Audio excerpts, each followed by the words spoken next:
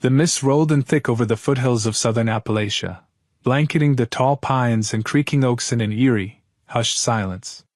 Not a single bird dared break the stillness, and even the wind seemed to hold its breath. Yet amid this quiet, a rhythmic drumming emerged, faint, distant, and undeniably primal. It sounded from deep within the forest, from a part of the wilderness where few ever ventured after dusk. They spoke in hushed tones of a woman who lived in that shadowy realm, a mysterious figure known as Bai. No one had ever seen her official record. There were no birth certificates or addresses. She existed only in whispered legends and fearful admiration. In every small town and rural community around the forest, her name was known. Old-timers claimed she was gifted with ancient spiritual powers, while others muttered that she wielded a darker magic. Her skin was pale, reminiscent of raw ashwood, her hair long and wild as gnarled roots, and her eyes burned with the intensity of smoldering embers that refused to die out. "It's not safe to stare too long," warned one local shopkeeper. "You might find yourself haunted for nights on end." That warning had its basis.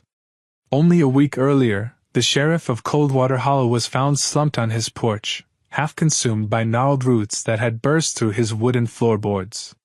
His eyes were wide and unseeing, as if his mind had deserted him entirely.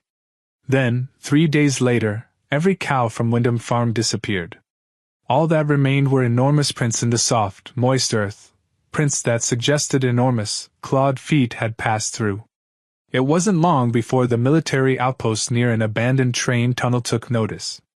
However, they hesitated to mobilize immediately because they sensed, beyond any ordinary threat, that this was no enemy a bullet could vanquish.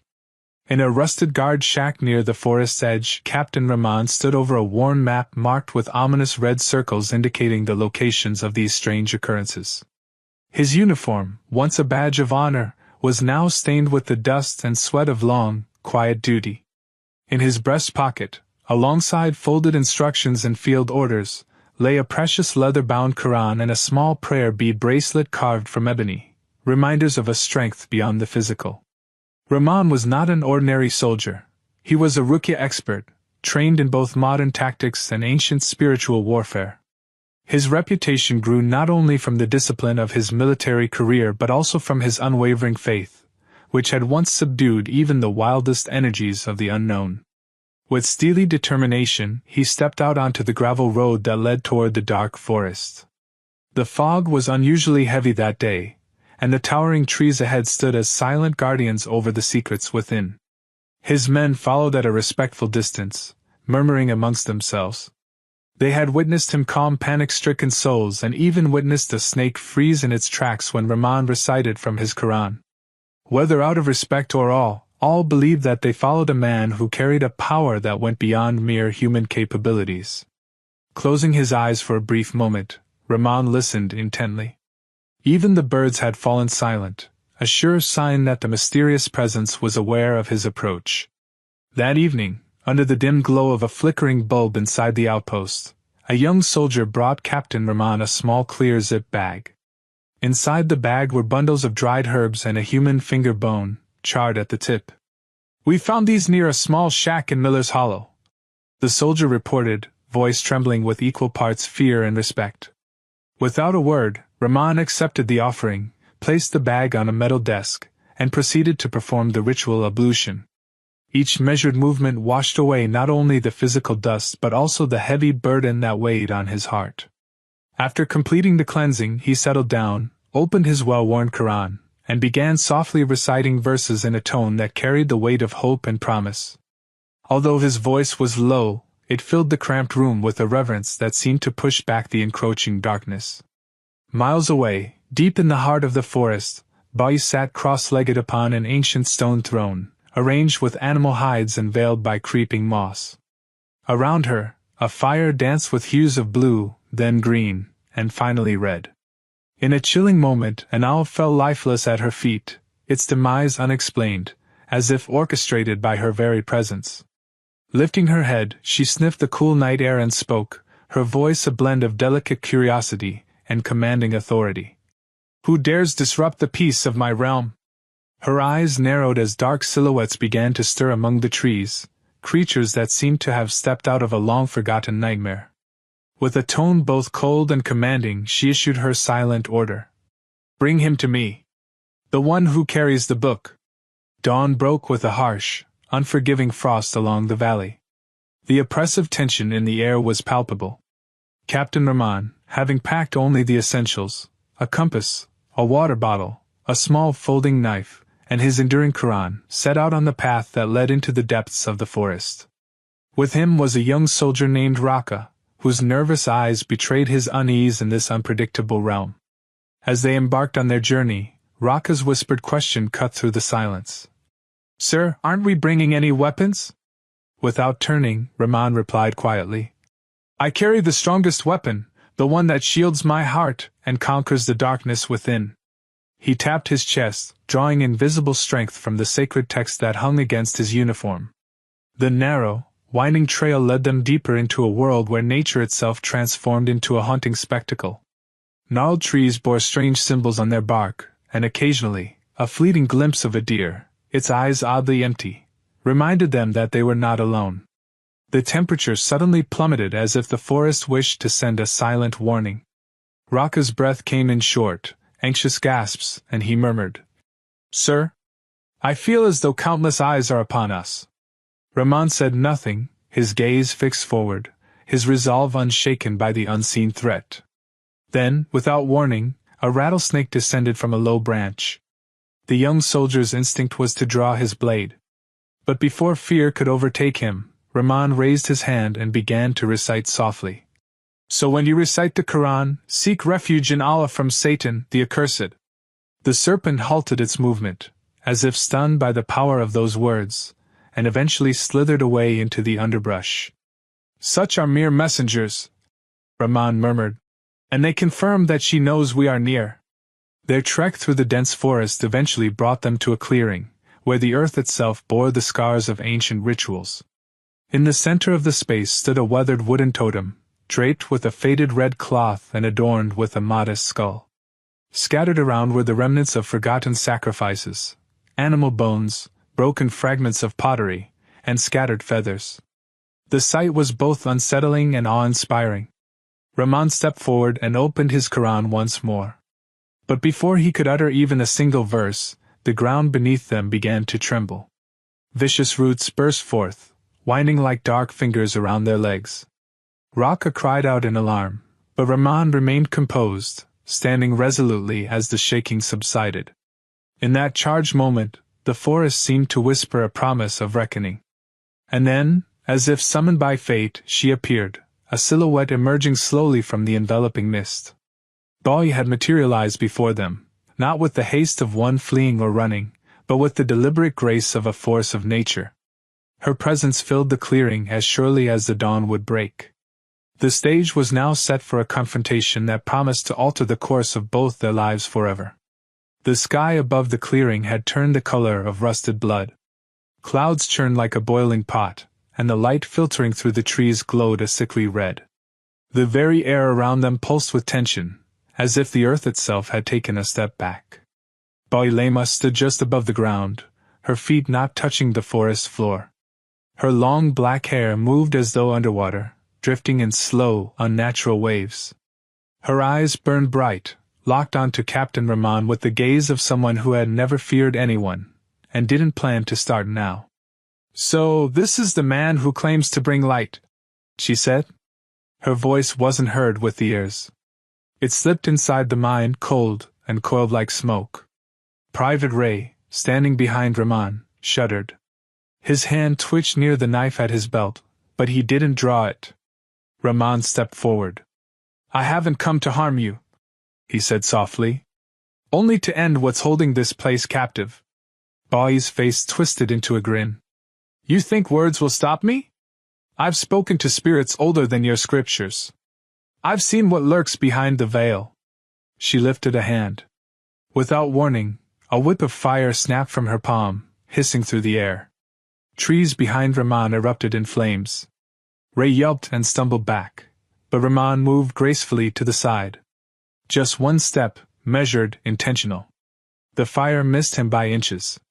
He reached for the small Qur'an that hung from a strap around his neck and opened it slowly. Bai's eyes narrowed. "You're not surprised?" she said. "No," he replied. "I've seen your kind before. I've seen how power becomes a prison." She snarled. "Then break my chains, if you can." She raised both arms. The ground trembled. A cyclone of hot air swirled to life around her, pulling in dust, leaves, and sparks. Within the spinning storm, something began to form, a shadow, tall and human-shaped, with no face and eyes like hollow stars. Private Ray's heart pounded in his chest. "Sir, that thing, what is it?" Rahman didn't answer. Instead, he held the mushaf in one hand and lifted the other toward the sky.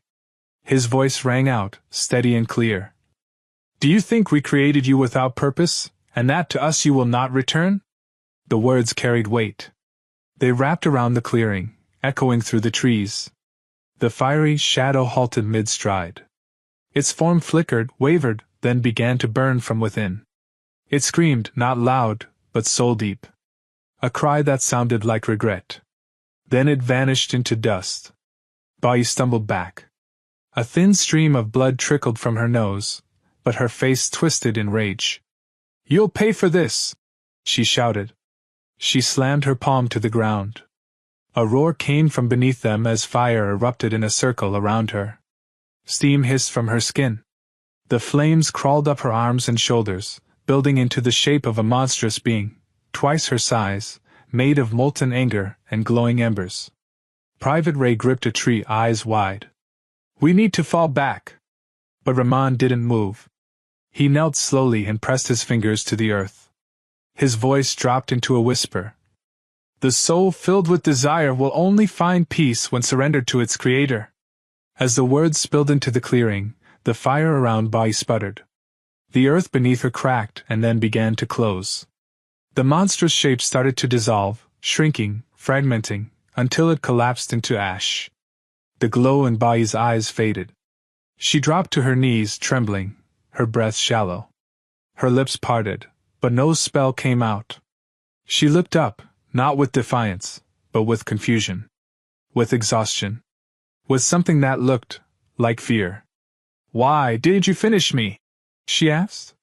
Rahman took a step closer. His voice was soft, almost tender. "I didn't come for revenge. I came to offer light. And light doesn't hate the dark. It simply replaces it." Her hands shook, but not from cold. Something inside her, something buried deep, was cracking. Then, suddenly, the rain began to fall. Not a heavy, punishing storm.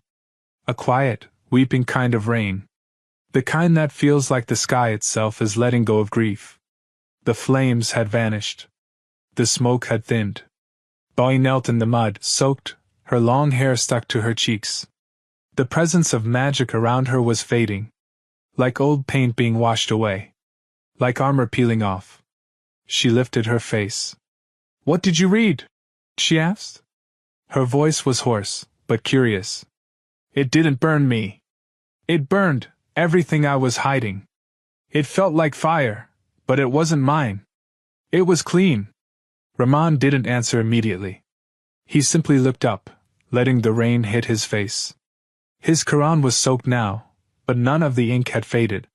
He looked at her the way one looks at someone lost, not someone dangerous. "That was the word of God," he said at last. "And even fire, your kind of fire, bows to it." She looked at her own hands. There was no glow left. No spark. Just dirt, water, and trembling fingers. For the first time in years she felt alone. But it wasn't terrifying. It was peaceful. "I forgot what this felt like," she whispered. "To not be followed by spirits, or voices, or curses." Rahman walked slowly toward her. From his back pocket, he took out a folded piece of white cloth. It had once been a prayer mat. He laid it gently in front of her. "If you want to know where this light comes from," he said, "sit here. No one will force you. But if your heart is really searching, this is where it begins." She stared at the cloth. She didn't know how to pray. She didn't know which way was east. She didn't know if her old companions, the ones made of shadow, would leave her forever. But something in her heart said, "It's time." She crawled forward and sat on the cloth. Quiet. Bare. Unsure. But open. Rahman sat beside her, opened the Qur'an again, and began to recite short verses, not to attack, not to defend, but to heal. Each word he spoke felt like water in a parched desert. A balm on wounds she had long accepted would never heal. She closed her eyes. And for the first time, she cried. Not from pain, but because something inside her, something ancient, was finally being set free. The rain fell gently over the clearing, washing away the last traces of fire, ash, and fear. Boy sat still on the white cloth Rahman had laid before her. Her hands rested in her lap, trembling but open. She didn't know what to say. She didn't even know how to breathe in the silence. But for the first time, it didn't feel like something was watching her. It didn't feel like something was inside her. The forest, once a chorus of whispers, laughter, and invisible threats, was now silent in the best possible way. Like it too was resting. Captain Rahman recited soft, gentle verses from the Qur'an beside her. He didn't rush. He didn't preach. He let the words settle into the earth, into the air, and into Boy's fractured heart. Her tears came quietly. Not from pain, but from relief. "I've been in the dark so long," she whispered. "I forgot what the light feels like." "You're not alone anymore," Rahman said. Later that night, Boy sat beside a small campfire just outside a makeshift prayer cabin. Her damp hair was tied back, her clothes simple and clean. She stared into the flickering flames, not with power, but with memory. Rahman handed her a warm cup of tea. "They'll come looking for you," he said gently. "The townspeople. The ones you scared." "I don't blame them," she replied. "If I could walk away from myself, I probably would." Rahman didn't argue. He just nodded and let the silence speak. She looked at him for a moment. "How do you stay so calm?" He smiled faintly. "Because I don't carry the weight alone. And if I can't ever forget what I've done, you don't have to forget," he said. "Just don't let it control you." She looked down at her hands. Once, they summoned fire and shadows. Now, they trembled with uncertainty. "Is there really a way back?" "There's always a way back," Rahman replied. "But you have to walk it." Over the next few days, they returned to the edge of the forest, the border village of Silver Hollow. It was a quiet Appalachian town surrounded by hills and stories. The people were used to superstitions, but they were not used to seeing them come alive. As Boy stepped onto the dirt road behind Rahman, people stopped what they were doing. A mother pulled her child closer. A man crossed the street to avoid walking near them. Doors were quietly shut. Curtains shifted. Rahman stood firm in front of the town hall. "This woman is not your enemy," he said loudly. "She is your sister now." Boy kept her eyes down. She said nothing. She knew trust was not something given, it had to be earned. That night, Rahman brought her to a small wooden structure at the edge of town. It was once an old shack, but now served as a humble prayer cabin. Inside, he handed her a prayer mat and a soft scarf. "You can use this when you're ready," he said. She nodded, holding the fabric as if it were something fragile. "I don't know the movements, or the prayers." "Start with what you do know," he told her. "The rest will come." And so she sat. Not in perfect form. Not in full knowledge. But with sincerity. Days turned into weeks. The villagers continued to stare from a distance, but slowly, curiosity began to replace fear. Some women saw her sweeping the prayer cabin. Some saw her helping wash linens in the creek. Others noticed how she sat patiently with children, showing them how to braid leaves into animal shapes. Still, not everyone was convinced. Private Ray, now back at the outpost, watched from afar during visits. "Sir?" he asked one day. "You really believe she's changed?" Rahman looked toward the hills. "I believe what I saw in the clearing. And I believe what I hear when she prays." One afternoon, Bai struggled to pronounce the Arabic letters on a blackboard hung inside the cabin. Several local women helped her, correcting gently, laughing with her when she made mistakes. She laughed too. Not the cruel, mocking laugh she once carried, but a real one. One that sounded like a child learning how to feel safe again. Still, at night, the weight returned. Rahman found her sitting on the porch steps, staring at the moon. "You okay?" he asked. "I've hurt people," she said softly. "They may never forgive me. Forgiveness is their choice," he replied. "But seeking mercy and changing your path, that's yours. And you've already started." She turned to him, eyes tired but open. "Sometimes I think I still hear them. The voices. The ones I used to command." Rahman nodded. "That's normal. Shadows echo. But they have no power if you stop feeding them." She placed her hand over her chest. "And how do I stop?"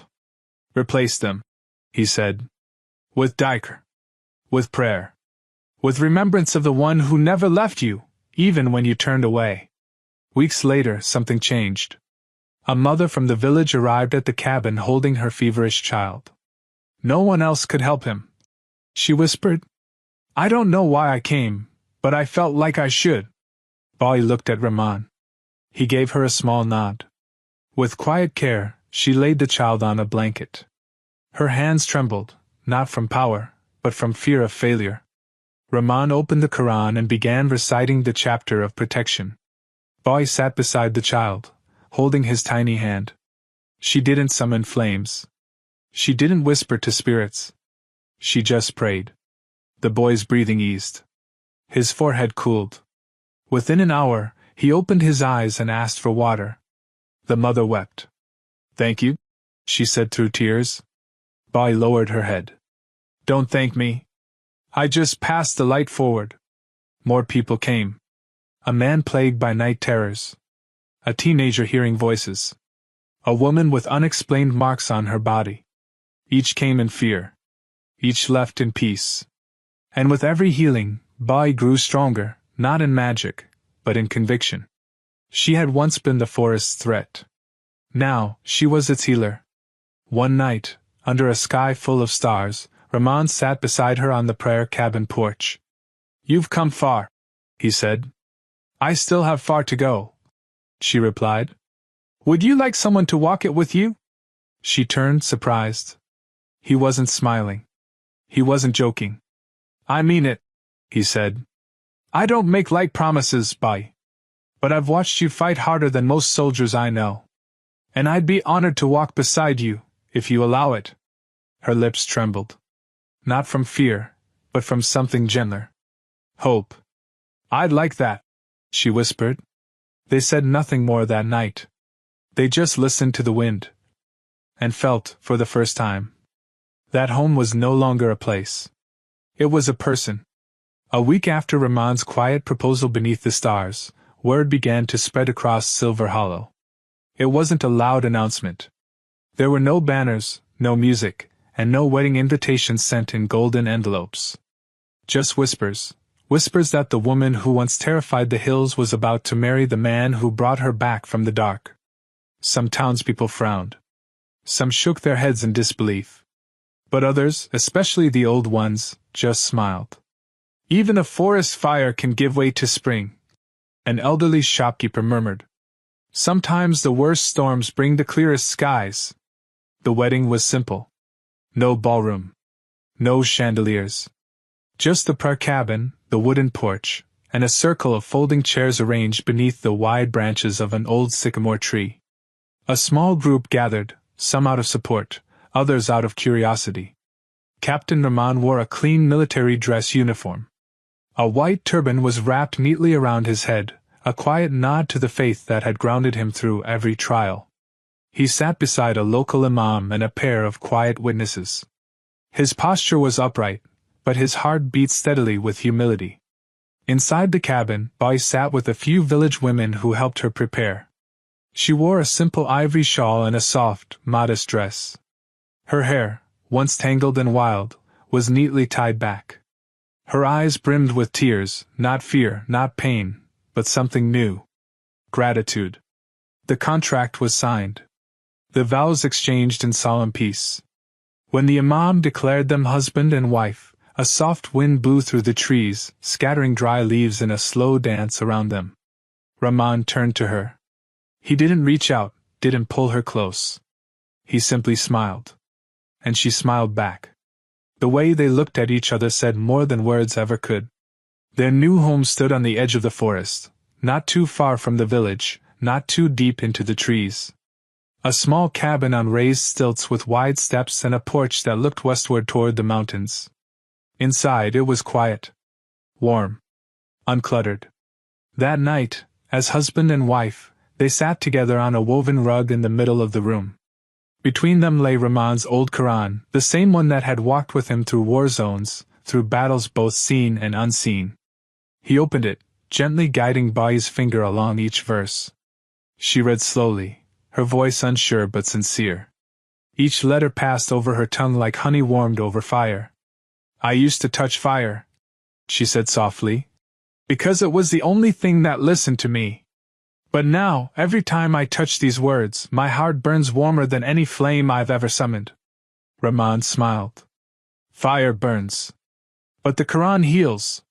And together they made their first prostration as husband and wife, not for show, not for tradition, but as two souls who had seen darkness and chosen light.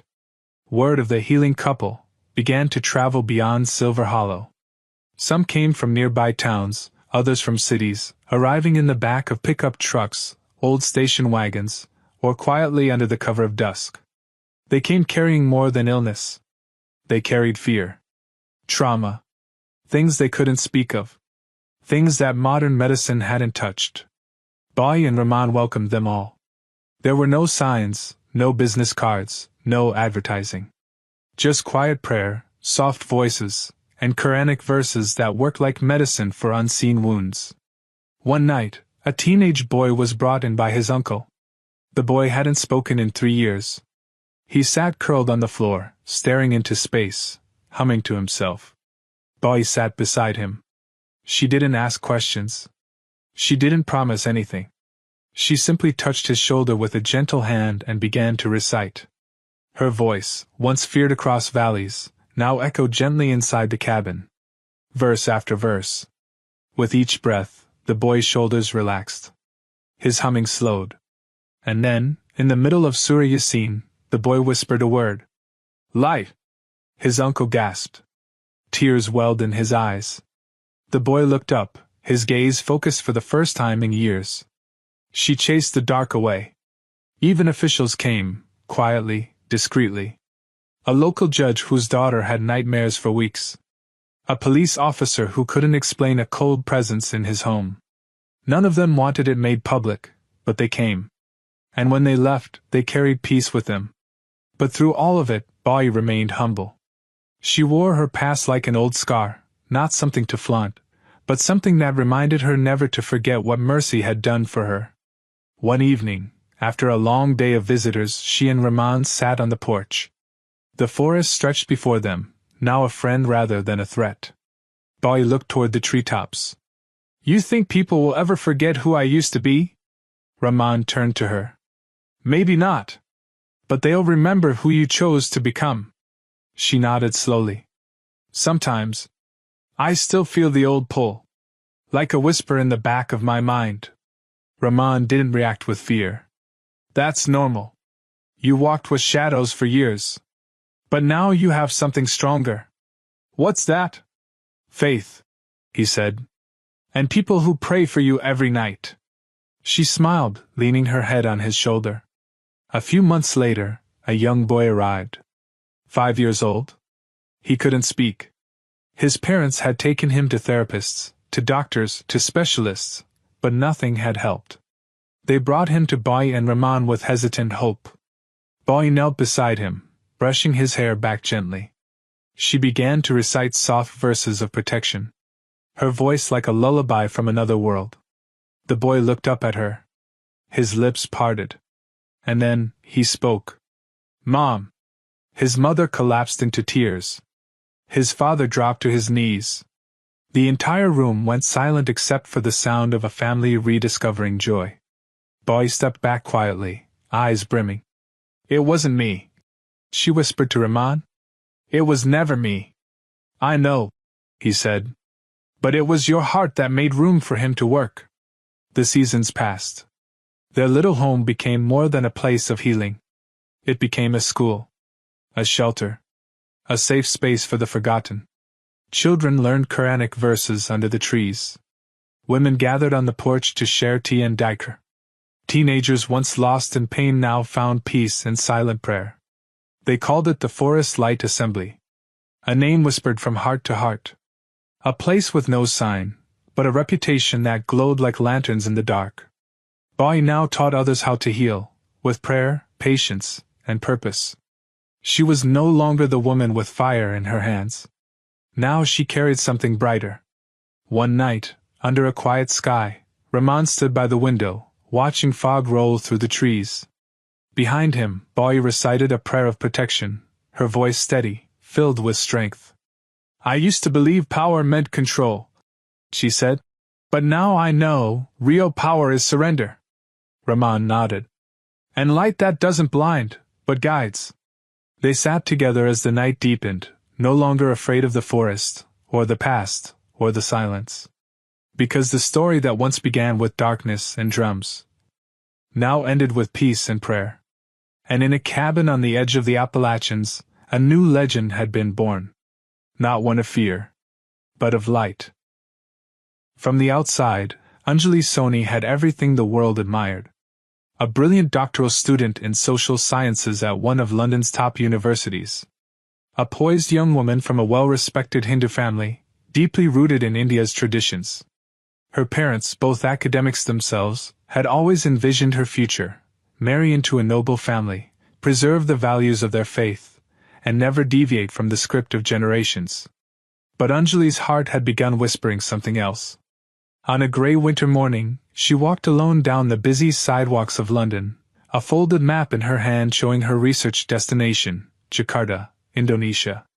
She was about to embark on a months-long field study on urban poverty in Southeast Asia. But inside her, another research had already begun, one she couldn't yet define. Anjali was not running away. Not yet. But she was searching. For meaning, for truth. For something that gave her soul the peace that academic achievements and cultural expectations never could. As her plane touched down in Jakarta, the air wrapped around her like something ancient, humid, alive, and full of contrast. Towers of steel and glass pierced the clouds, but just beneath them were narrow alleys, slums teetering on the edge of collapse, and children with bare feet and bright eyes who laughed as if they owned the world. She rented a modest guest house near the center of the city. From there, she would begin her research, documenting life in the slums, interviewing residents, understanding how systems failed the poor. But something else began to stir in her.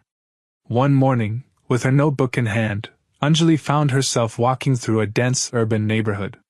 Trash littered the narrow paths. Clotheslines stretched from wall to wall. The smell of fried bananas and burning wood filled the air. But then she heard something that made her stop. A soft, melodious sound floated in the air, gentle, rhythmic, and strange yet soothing. It wasn't a song, nor a prayer like she'd heard in temples. It was recitation. Foreign words, but spoken with such care that they pierced through the clamor of the slum. Anjali followed the sound like a curious child. She turned a corner and saw a small, humble mashallah, a prayer room, with peeling white paint and a blue curtain swaying in the breeze. Inside, a group of young children sat cross-legged, each holding a small book. In front of them sat a man in a police uniform, calmly guiding them. She paused at the entrance, captivated. The officer wasn't intimidating. His presence was calm, gentle. His voice, as he repeated the verses, was filled with something Anjali could only describe as reverence. She stood quietly, until one of the children noticed her and giggled. The man looked up. "Hello?" he said in gentle Indonesian, switching to English when he saw her startled face. "Come in, you're welcome." She hesitated, then took a small step forward. What are they reading?" she asked. They're reciting Surah Al-Fatiha, he replied with a warm smile. The opening chapter of the Qur'an.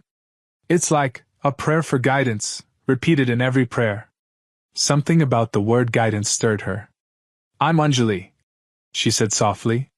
Roni, he replied. Bribda Roni Kuzuma. I'm a police officer, and sometimes a teacher. She smiled politely. He returned to guiding the children, his voice steady, patient. Anjali watched quietly from the doorway. There was something hypnotic in the way the children moved in unison, the calm that filled the space. That night, back at her guest house, she couldn't sleep. The sound of Al-Fatiha echoed in her ears. She searched online. Read the English translation. Guide us to the straight path. The words clung to her heart like mist that refuses to lift. The next day, she returned to the mashallah. Roni noticed her immediately. You came back, he said, surprised but pleased. I'm curious, she admitted. There's something about this place. About the peace I felt here. They sat outside after the children left. He explained more about what the children were learning. About Islam, about life in Jakarta, about why he taught kids in his spare time. Why do you do this? She asked. Because education is the best way to fight injustice, he said. And because I believe every child deserves love and a future. Anjali was silent. Her heart had heard something. Over the following weeks, she returned again and again. Not just to observe, but to learn. Sometimes she would bring food for the kids. Sometimes she'd just sit and listen. She wasn't Muslim. She didn't understand Arabic. But something invisible kept pulling her back. Then came a day that changed everything. She had just finished a round of interviews in the area when a group of local thugs cornered her. They sneered, eyeing her foreign face, mocking her accent. Give us your bag, one of them barked. She froze. Her heart pounded. No one came to help. Until Roni's voice boomed from behind. Let her go. He stepped between them without hesitation. The badge on his chest and the fire in his eyes made them scatter. Are you okay? He asked. I think so, she said, shaken. You shouldn't walk alone here, he said gently. But don't worry. I'll walk with you. From that day on, something changed. Not just in how she saw Roni, but in how she saw everything. She didn't know it yet, but her heart had started its migration. From confusion to clarity. From boundaries to belief. From restlessness to peace. And deep inside her, a silent question was forming. What if the thing I've been looking for is right in front of me? Anjali had never felt like this before. Every time she walked into the small prayer room, her soul felt lighter, as if the weight of the world had slowly begun to lift. Roni was always there, teaching the children with warmth and dedication. And somehow, without trying, he was teaching her too. Not just about Islam, but about humanity, compassion, and the kind of peace that comes from within, not from outside expectations. She began to ask more questions. About the Qur'an. About God and Islam. About prayer. About the concept of Tawhid, the absolute oneness of God, unlike anything she had grown up believing. Roni never pressured her. He never asked her to change.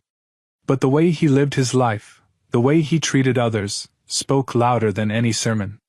Why do you always seem so calm?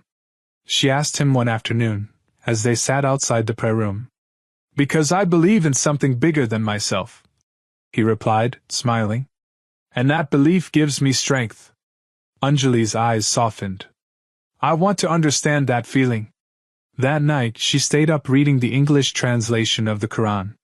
Surah after surah, verse after verse, she began to see a different picture of Islam, one not shaped by media or bias, but by divine words and timeless wisdom. She read about Maryam, about the prophets, about justice, about charity. And with each page, her heart opened further. A few weeks later, Roni invited her to attend a small Islamic study group at the mosque he frequented. At first, Anjali hesitated. She had never set foot in a mosque. But curiosity and an inner pull guided her. The mosque wasn't grand. It was small, tucked between two buildings on a quiet street. But when she entered, a strange tranquility washed over her. The air was filled with the scent of incense. People sat cross-legged, listening to a scholar explain the meaning of a verse from the Qur'an. Anjali didn't understand everything, but she felt it. The sincerity. The stillness. The connection between the people and the divine. Roni sat beside her quietly. Islam teaches us to find peace within ourselves, Anjali. That's what Allah wants. A heart at peace. She nodded slowly. I think I've been searching for that my whole life. That night, she couldn't sleep again. Her heart was restless, but in a good way. She wasn't afraid anymore. She was being called. The next morning, Anjali found herself standing in front of the same small mosque. Her hands trembled. But her heart knew what it wanted. Roni was already there. He smiled warmly when he saw her. I'm ready, she said softly. He didn't need to ask what she meant. A local imam welcomed her kindly and led her inside. A few close friends stood nearby. There was no ceremony. No crowd. Just sincerity. Anjali stood tall, tears in her eyes, and said, I bear witness that there is no God but Allah, and I bear witness that Muhammad is the messenger of Allah. And just like that, her soul found home. Tears streamed down her face as the imam and others congratulated her. Roni stood beside her, his eyes filled with quiet pride. Welcome, Anjali, he whispered, to the beginning of a new journey. In that moment, Anjali felt the world around her shift. Not in a dramatic way, but in a gentle, internal transformation. Like the first breeze after a long drought. Like sunlight after endless gray skies. She wasn't turning her back on her past. She was walking toward her truth. In the days that followed, everything felt new. Prayer, fasting, modesty, it wasn't just ritual, it was a rhythm. A beautiful, simple rhythm that gave her life meaning and structure. But something else had quietly grown, too. Her feelings for Roni. It wasn't infatuation. It was something more profound. A trust. A connection. A love that had blossomed in patience and faith.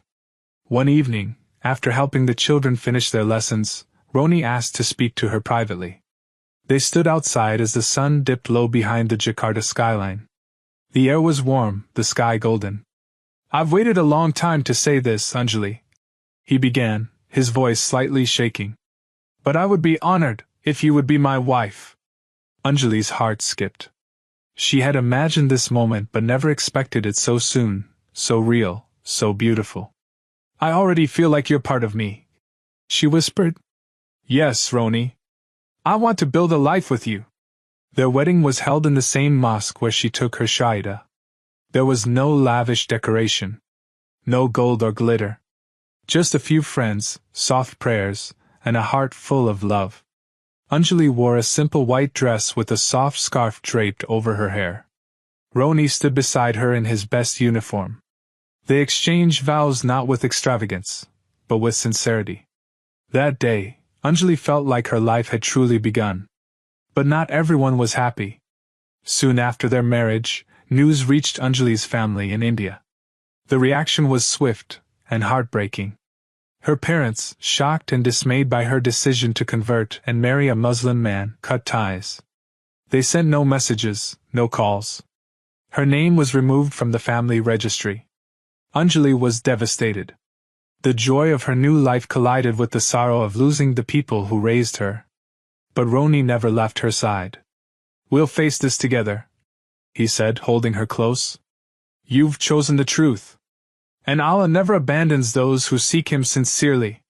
That night, as Anjali lay in bed beside her new husband, she whispered a prayer she had never said before. Ya Allah, thank you for guiding me. Give me strength to face the path ahead. And in the stillness of the night, her heart whispered back, Ameen. The days after Anjali's quiet wedding were filled with bittersweet moments. On one hand, she had never felt more complete. Embracing Islam had filled the aching void in her heart, and Roni's presence in her life was a constant source of strength. On the other hand, the silence from her family in India cut deeper with each passing day. No message. No call. Not even a word from her mother.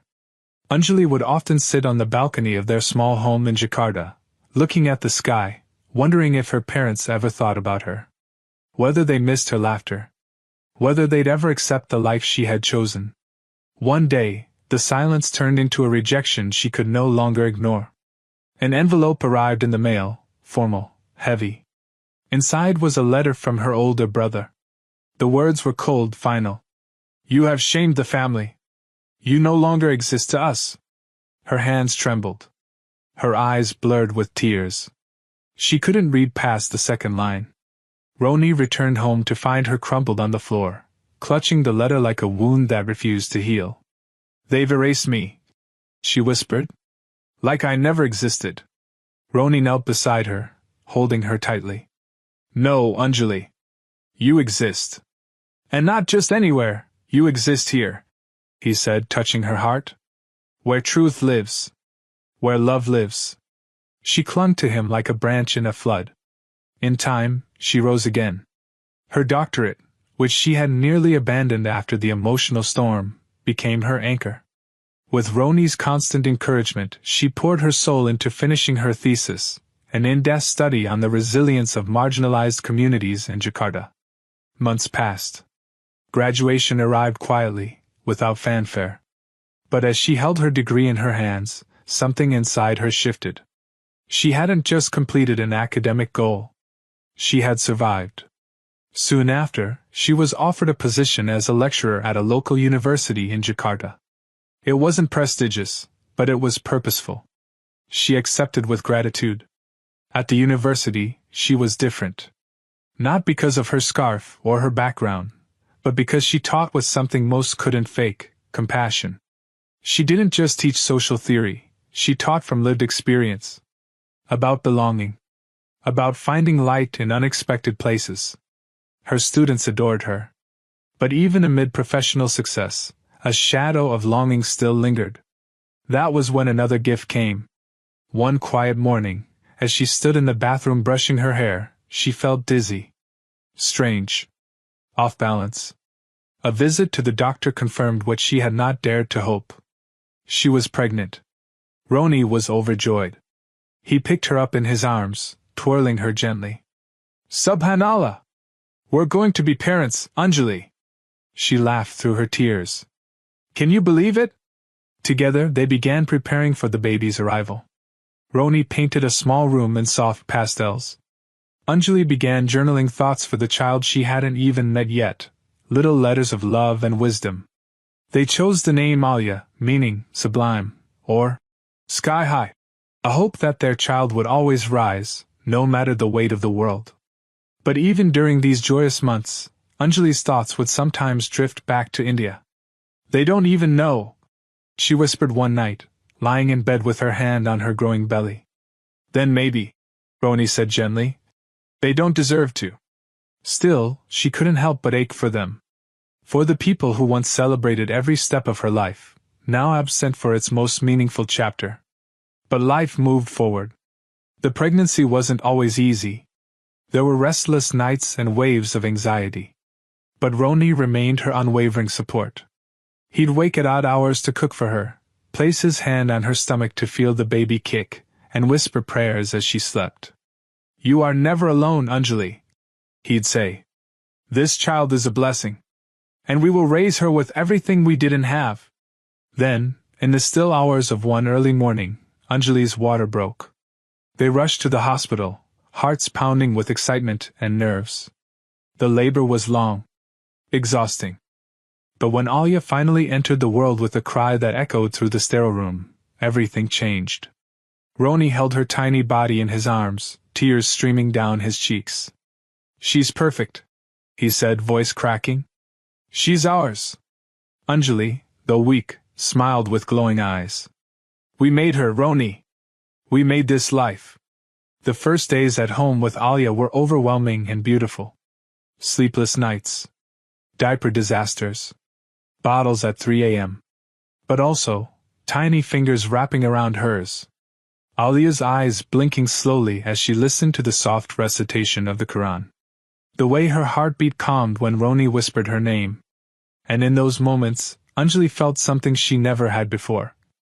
Wholeness. Their home was small. Their income modest. But their hearts were full. Yet the silence from India remained. Not even a word to acknowledge Alia's birth. I want them to know her, Anjali said one night, holding her daughter in the dim light. I want them to know this joy. Roni looked at her tenderly. We can try. When you're ready. Weeks later, she finally gathered the courage. She sat down and wrote a letter to her parents. She included photos of Alia. She didn't plead. She didn't apologize. She simply told the truth. I'm still your daughter. I'm happy. I'm safe. And I hope one day you'll meet your granddaughter. Her name is Alia. She is full of light. She sealed the envelope, kissed it, and mailed it with a silent prayer. Then she waited. Days turned into weeks. No reply came. But Anjali didn't break this time. Instead, she focused her energy elsewhere. Into her teaching. Into Alia. And into a new dream. She began noticing how many children in Jakarta's poorer neighborhoods had no access to extra education or positive role models. I want to do something for them, she told Roni one evening. A school? He asked. No, she replied. A space. A safe space. A place to learn, to grow. To hope. Roni squeezed her hand. Then let's build it. One child at a time. And so, with a heart still aching but stronger than ever, Anjali took another leap of faith. Not for herself this time, but for the children whose eyes reminded her of a time when she, too, was searching for light. The small learning center began with just 5 children. An old storage room, a few donated rugs, and a whiteboard on the wall. But when Anjali sat among those children, some barefoot, some hungry, all eager, she felt like she was exactly where she was meant to be. Roni helped whenever he could. On his off days, he'd paint walls, set up shelves, and teach the boys basic discipline and kindness. Alia, now a wobbly toddler, often played in the corner, giggling as she watched her mother teach letters and stories. Within months, the space was full. News of the House of Hope, as they began to call it, spread quickly in the community. Parents who couldn't afford formal tuition sent their children there. Volunteers joined. Donations trickled in. Anjali created programs, not just in reading and writing, but in life skills, ethics, and social justice. One day, as she wrapped up a lesson on gratitude, a small boy tugged her sleeve. Miss Anjali, he asked quietly, were you always Muslim? She paused. No, she smiled. But I always searched for the truth. And when I found it, I followed it. The boy nodded slowly. I want to be brave like you. Those words lingered with her long after the children had left. That night, on the terrace, Anjali sat with Roni and watched Alia sleep through the monitor. The Jakarta skyline shimmered in the distance. I never imagined this life, she said softly. Roni leaned back in his chair. Neither did I. But now, I can't imagine anything else. She looked at him, her heart full. Sometimes I wonder if I've done enough. If my parents will ever understand, if I'll ever get to show them this world we've built. You've done more than enough, Roni said. But if your heart still needs to try again, then we'll try again. Together. Anjali took a deep breath and nodded. The longing had never truly left her. She had forgiven, but she had never stopped hoping. This time, she didn't send a letter. She sent a video. In it, she spoke calmly and from the heart. She showed them the learning center, the students, her home. She spoke about Islam not as a defiance, but as the peace she had longed for. And she introduced Alia, who waved at the camera and said, Nanny, Nana, I miss you. Then they waited. A few weeks passed. And then one evening, an email came.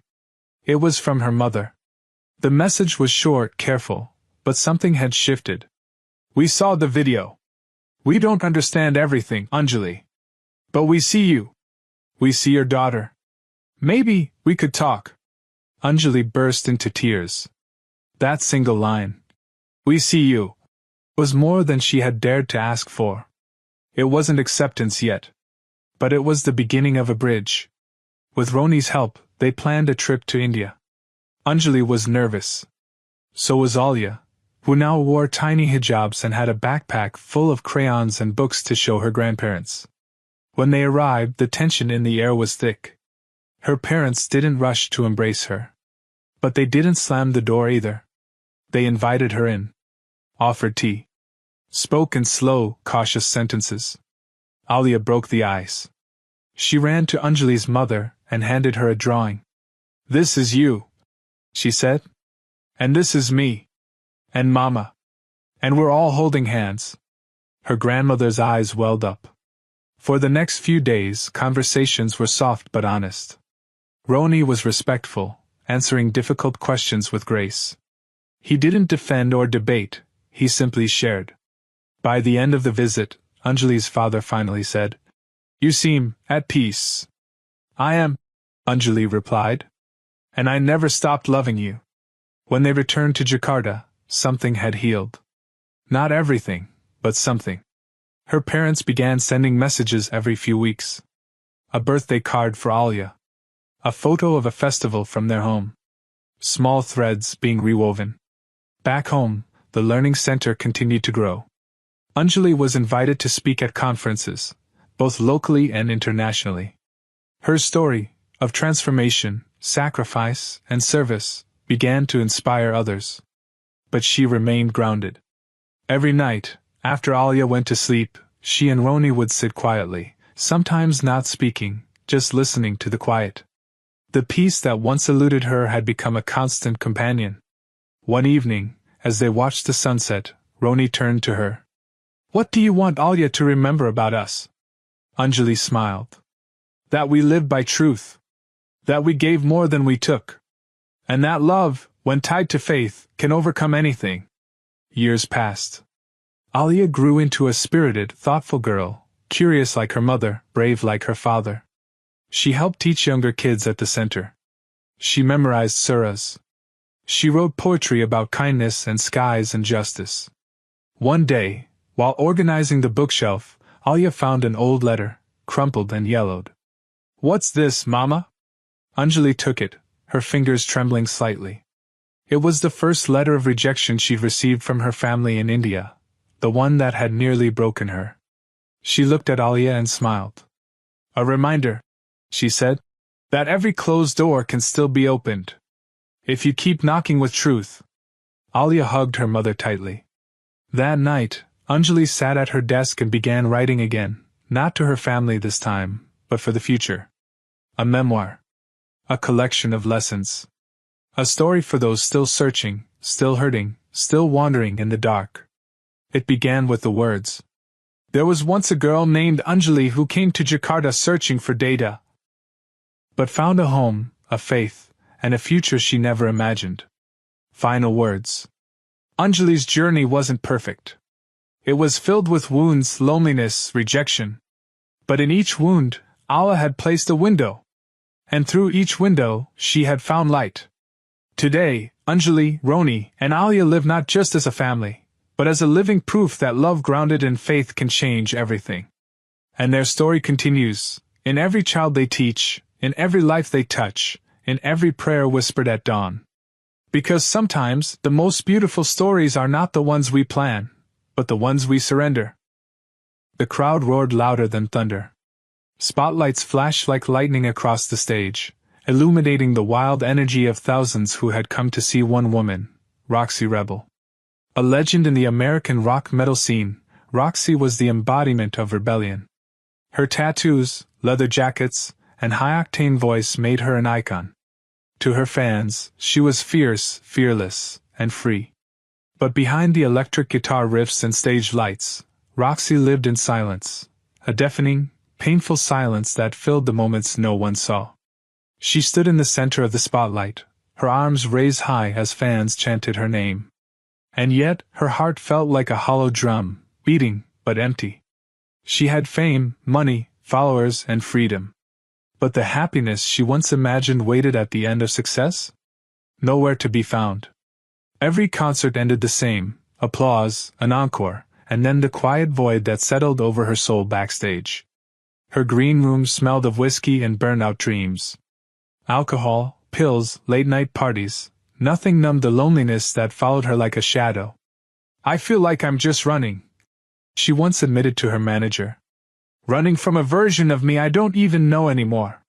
Weeks later, unable to bear the weight of her own life, Roxy decided to disappear. No press announcement.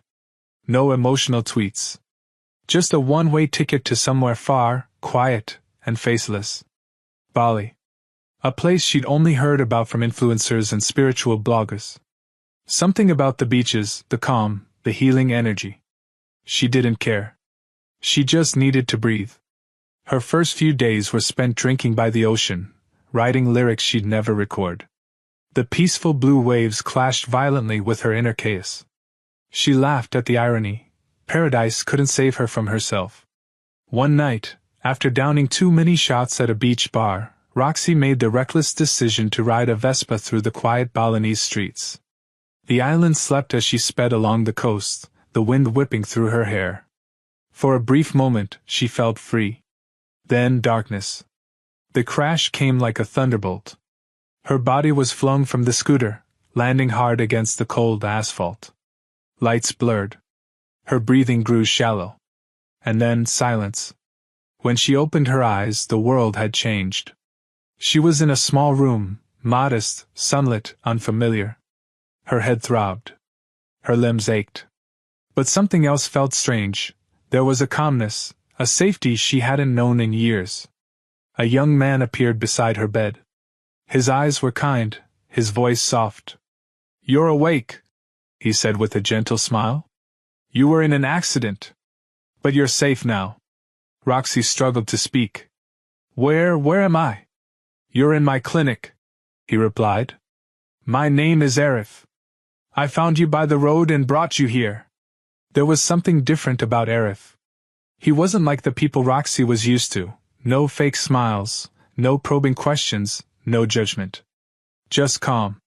Genuine, quiet calm. "You need to rest," he continued, gently placing a glass of water by her side.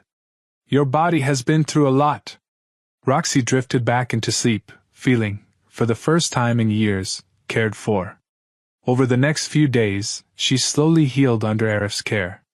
His clinic was simple, clean, and surrounded by nature. Birds chirped outside her window. The salty breeze from the nearby beach flowed in through the open doors. Arif visited her daily, bringing warm food and kind conversation. He never asked about her past. He never treated her like a celebrity. To him, she was just a woman who needed help. One afternoon, while lying in bed, Roxy noticed Arif standing quietly in the corner of the room. He was bowing, standing, and whispering words in a language she didn't understand. His movements were graceful and calm. There was no audience, no camera, just him and the silence. "What are you doing?" she asked afterward, curiosity lacing her voice. "I was praying," he said with a peaceful smile. "It's called Salah. I'm a Muslim." Roxy blinked. "Praying?" It looked peaceful. "It is," he replied. "It's how I find strength and peace. It's how I speak to God." That night, Roxy couldn't sleep. She kept thinking about what she had seen, the way Arif's face softened during prayer, the way his whole being seemed to radiate something pure. The next morning, over breakfast on the balcony, Roxy turned to him. "Why do you live here, Arif?" she asked, motioning to the small clinic and the quiet beach below. He smiled. "Because I don't chase glitter, Roxy. I chase peace. And I find it here, by helping others, by being close to nature, and by remembering God." Roxy stared into the ocean waves, feeling the words settle deep inside her. All her life, she'd been chasing something: fame, freedom, excitement. But maybe she'd been running in the wrong direction. That night, Roxy sat at the window, staring at the stars. She thought about the concerts, the screaming fans, the long nights with strangers who pretended to care. And then she thought of Arif, his calmness, his sincerity, his quiet devotion. "Arif," she whispered the next day. "Can I ask you something?" "Of course." "What does Islam teach about people like me?" He looked at her gently. "Islam teaches that no matter who you are or what you've done, you can always return to God. It's not about perfection. It's about sincerity. Peace doesn't come from outside, Roxy. It comes from within, from knowing you were created for something greater." She didn't reply. But something inside her shifted. The days passed like slow-moving clouds over Bali's peaceful coast. Roxy Rebel, once known for her deafening concerts and wild parties, now spent her mornings on the clinic balcony, sipping herbal tea while the ocean whispered its timeless rhythm.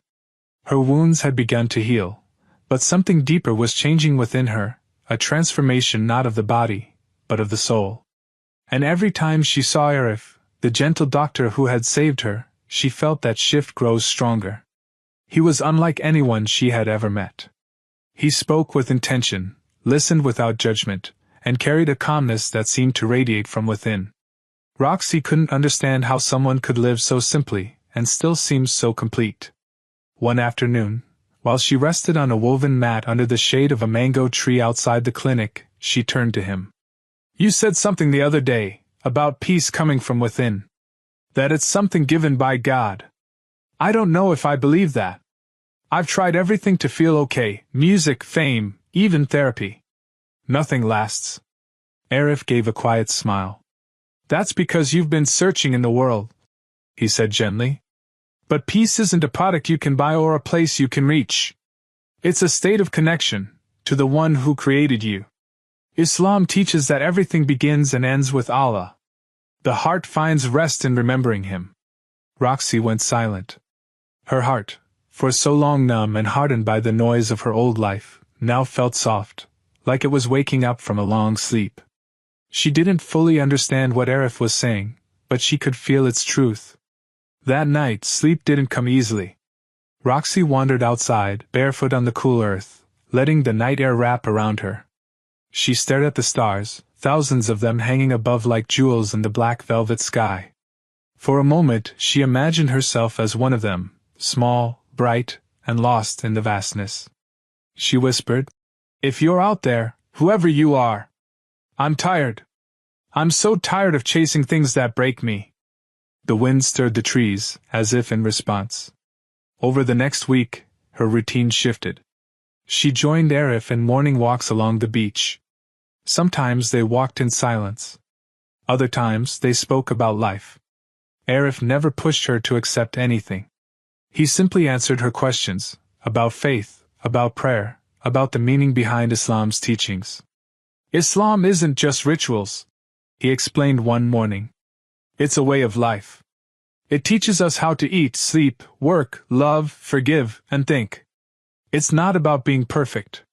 It's about surrendering your ego, your pain, your confusion, to the one who understands you better than you understand yourself."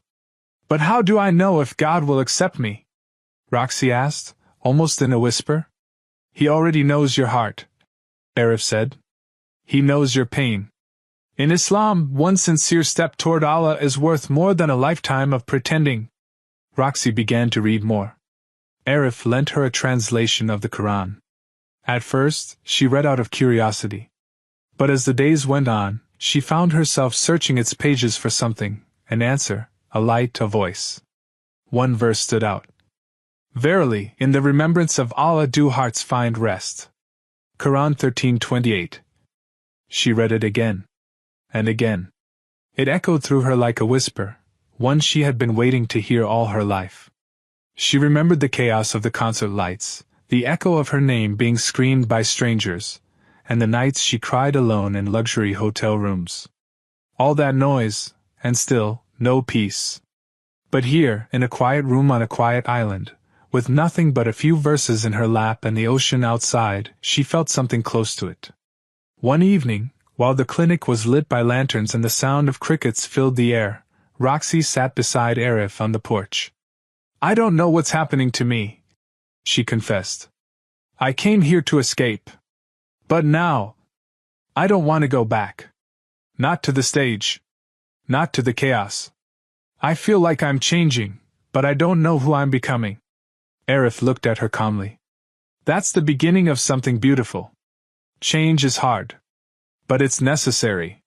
Sometimes the old version of you has to break before the truth can rise. Roxy looked down at her hands. Is it really okay for someone like me, with my past, to find God? He nodded. The Prophet Muhammad, peace be upon him, said that Allah's mercy is greater than all of our sins. Islam is not for the perfect, it's for the seeker. Tears welled in her eyes. She didn't understand how she, the girl who had screamed profanity on stages and drowned in addictions, could be worthy of mercy. But she believed Arif. Not because he was a doctor, but because the peace in his eyes was real. The next morning, Roxy stood at the edge of the ocean alone. She closed her eyes and took a deep breath. For the first time in years, she felt still. Later that day, Arif approached her with a gentle smile. Roxy, he said, I think you're searching for something deeper now. If you'd like, I can guide you. You don't need to have all the answers right now. Just a sincere heart. She met his gaze, her voice trembling. I want to learn. I'm not ready for everything. But I want to understand more. He nodded. Then we'll take it one step at a time. That evening, Arif showed her how to pray. He didn't make her join. He simply explained the meaning of each movement, each phrase. Roxy watched, captivated, not by the ritual, but by the peace that radiated from it. That night, she couldn't stop thinking about it. Days turned into weeks. And slowly, Roxy began to feel like herself again, not the version the world knew, but someone more real. More whole. She stopped wearing makeup. She stopped checking her social media. She began to write again, not music for fans, but reflections from her heart.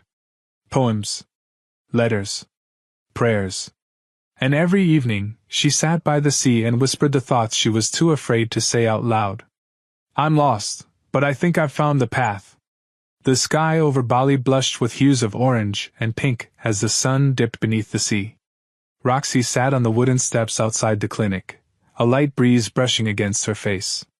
Her notebook rested on her lap, half filled with lyrics, lines unlike anything she had written before.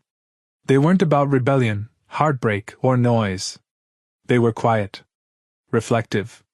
Some didn't rhyme. Some weren't even meant to be songs. They were pieces of her soul, raw and honest. Arif joined her, his usual calm presence grounding her anxious thoughts. He handed her a cup of warm ginger tea and sat beside her. You've been writing more, he noted gently. Roxy nodded. It's the only way I know how to speak without screaming. Arif smiled. Sometimes the most powerful words are whispered. She looked down at her notebook. These aren't like my old songs. I don't even know if I'm making music anymore. It feels different. Maybe, he said. You're not just making music now. You're creating meaning. His words struck deep. One quiet afternoon, Roxy stood with Arif on the edge of a peaceful cliff overlooking the ocean. She turned to him, her voice hesitant. I've been thinking, she began. About everything. About music. About my life. About faith. Arif remained silent, letting her find the words. I want to do it, she finally said. I want to embrace Islam. Her voice trembled as she spoke, but her heart was steady. She had read, prayed, reflected. She had cried under the stars and whispered to the waves. And through it all, something had become clear. She no longer wanted to live disconnected from her Creator. Arif looked at her with warmth in his eyes. Are you sure? Yes, she replied. I'm ready to begin. They walked together to a nearby masjid, small, serene, tucked between palm trees. The evening prayer had just ended, and the soft hum of Quranic recitation lingered in the air. In the quiet of that sacred space, Roxy stood with Arif beside her. He gently guided her through the Shahada, the declaration of faith. I bear witness that there is no God but Allah, and I bear witness that Muhammad is the messenger of Allah. As the words left her lips, tears welled in her eyes. Not tears of sadness, but of relief. Of release. Something heavy had been lifted. The girl who once sang to crowds while feeling utterly alone was now whispering a truth that made her feel whole. "I feel free," she said quietly. "That's because your soul finally knows where it belongs," Arif replied. After that night, everything changed. Not in a loud, dramatic way, but like the sunrise, slow, steady, and full of light. Roxy began to learn about prayer. She struggled at first, forgetting the words, feeling self-conscious about the movements. But Arif always reminded her, "It's not about perfection. It's about sincerity. Allah sees your heart." She also began to dress more modestly. Not because anyone told her to, but because it felt right. With every step, she felt more like herself, a version she had long buried beneath glitter and noise. But while her soul was finding peace, her heart still carried a question she had been too shy to voice. One evening, as they walked along the beach under a sky scattered with stars, Roxy turned to Arif. "I need to ask you something," she said. Arif nodded. "Go ahead." She hesitated. "What we have, this bond, is it only because I was your patient?" He paused, his expression softening. "Roxy, I've admired your strength, your honesty, your willingness to change. I see you, not just as someone I helped medically, but as someone I respect deeply." Her heart skipped. "Are you saying?" He smiled. "I want to marry you." Roxy froze. 1,000 emotions swirled in her chest, surprise, fear, joy, doubt. But above all, there was a peace in her heart. A whisper that said, "This is what you've been waiting for." "Yes," she whispered. "Yes, Arif. I would be honored." They married in a simple ceremony by the beach. No media. No spectacle. Just a few local friends, the imam, the waves, and the sky. Roxy wore a soft ivory dress and a light scarf over her hair. She didn't miss the cameras or the stage lights. For the first time, she felt radiant not because others saw her, but because she had found herself. After the wedding, they settled into a gentle rhythm of life. Arif continued running his clinic, and Roxy spent her mornings writing, learning, and praying. But one part of her remained uncertain, the music. Could she return to that world? Or had she outgrown it? One evening, Arif approached her with a thoughtful expression. "There's a local music gathering in Ubud," he said. "Small venue. Simple setup. They're looking for performers who want to share meaningful songs. I thought, maybe it's time." Roxy's heart raced. She hadn't performed since the accident. The idea scared her, but also sparked something within. "I'm not sure I'm ready," she said. "What if I get pulled back into the old world? What if it changes me?" "Then you go in with a different purpose," Arif said. "You're not there for applause. You're there to share your truth. Let your music be your message." She looked at him, then down at the notebook in her lap. "I've written something," she whispered. "It's not a rock anthem. It's more like a prayer." "Then sing it," he said. "Not for them. For you." That weekend, in a small bamboo hall surrounded by nature, Roxy stepped onto a stage. There were no flashing lights. No roaring crowd. Just a quiet audience eager to listen. She held her guitar, took a deep breath, and began to sing. The song was called Cahaya Dalam Gelap. Light in the darkness. Every word came from her journey. From the emptiness she once felt. From the waves that whispered truth. From the peace she had finally found. And as she sang, something beautiful happened. The room grew still. People closed their eyes. Some wiped tears. When the last note faded, the silence was full, not of applause, but of hearts being moved. Roxy smiled. This was no longer about fame. This was about light. The morning after the music event in Ubud, Roxy awoke with a feeling she hadn't known in years: contentment. Not the fleeting kind that came with praise or applause, but a deep, quiet satisfaction that settled in her bones. She sat by the window of their small home near the beach, sipping tea while watching waves rise and fall like gentle breaths of the earth. Her guitar leaned against the wall, her notebook filled with songs written from the soul, not for the charts, but for hearts. Arif stepped into the room with a warm smile. "You were amazing last night." Roxy turned to him, her voice soft. "It didn't feel like a performance. It felt like a conversation." "That's because it was," he said. "Between your heart and theirs. Between your past and your future." She looked down at her hands. "I used to need the stage to feel alive. Now, I just need peace." Arif nodded. "And you've found it, not by changing who you are, but by uncovering who you've always been." In the weeks that followed, Roxy was invited to more gatherings. Small ones. Simple ones. Events that weren't about fame, but about healing, spaces where her songs became a bridge for those quietly suffering. People came up to her with tears in their eyes.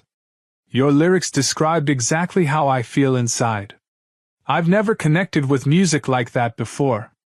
You made me believe peace is possible." Each word touched her in a way no standing ovation ever had. She no longer needed headlines or spotlight, just sincerity and connection.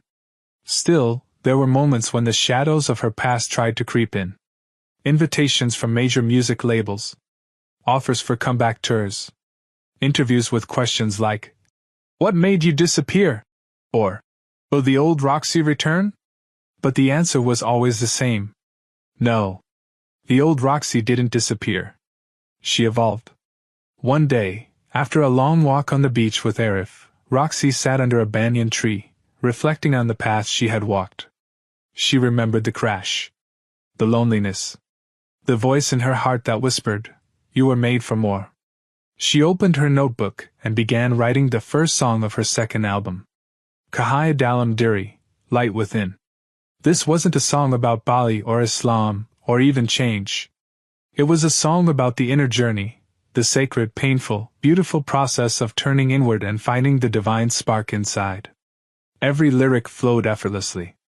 It felt less like she was writing, and more like she was listening. As if the words were already inside her, waiting to be heard. When she played it for Arif that night, he listened in silence, then said, "This is the most honest thing you've ever written." Roxy smiled. "It's the truest part of me." Together, Roxy and Arif began a new initiative. With the help of local volunteers, they built a small community center beside the clinic. A peaceful space with cushions, books, and an open mic every Friday night, not for fame, but for healing. People came from across the island, and beyond. Some came to sing. Others to listen. Some came just to sit in silence, to feel understood without saying a word. One evening, a young woman approached Roxy after a gathering. She wore a faded hoodie and clutched a journal to her chest. "I used to be a performer too," she whispered. "Until anxiety ruined everything. I haven't sung in years. But tonight, you made me believe I still have a voice." Roxy reached out and held her hand. "You never lost it. You just needed to find the right song." Moments like that became Roxy's new measure of success. A few months later, Roxy was invited to speak at an international conference on mental health and spiritual wellness in Kuala Lumpur. At first, she hesitated. "Who am I to speak on this stage?" she asked Arif. "You're someone who walked through the fire and found the light," he answered. "That's more than enough." So she went. Standing before thousands, she wore a simple dress and a light scarf. She spoke not as a celebrity, but as a seeker. She told her story without drama or theatrics, just truth. "I was famous. I was adored. But I was also empty," she said. "Peace didn't come from the spotlight. It came when I stopped performing for the world and started listening to my heart." The audience was still. Some wept. Others nodded silently. That night, Roxy didn't return to a 5-star hotel. She returned to a quiet guest house with Arif, where they shared a warm meal and prayed together under a sky full of stars. By now, her second album was complete. Titled, Jejak Cahaya, Traces of Light. It told a story not just of Roxy's transformation, but of every listener's potential to rise. Each song touched on different struggles, addiction, identity, emptiness, and healing. But each ended with hope. Listeners from around the world messaged her with words like, "Your music helped me through depression. I started praying again after hearing your song. I've never heard a rock artist talk about God like that." But Roxy knew this wasn't her doing. It was Allah's mercy, allowing her to be a vessel. She continued to perform, but only in spaces that aligned with her purpose: small gatherings, community centers, mental health seminars. Every stage was now sacred.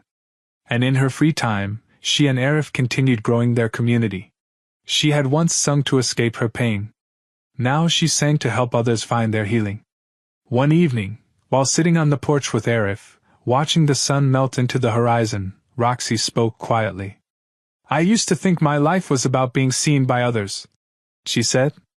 "Now I realize it's about seeing others." Arif smiled.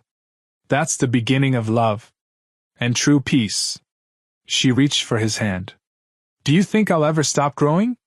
"I hope not," he replied. "Because the soul that seeks Allah never stops blooming." Years passed. Roxy continued writing, teaching, and sharing. Her albums never topped the Billboard charts again, but they topped hearts. She was no longer Roxy Rebel the rock star. She was Roxana, the seeker of peace. A woman who traded stage lights for starlight, noise for stillness, applause for sincerity.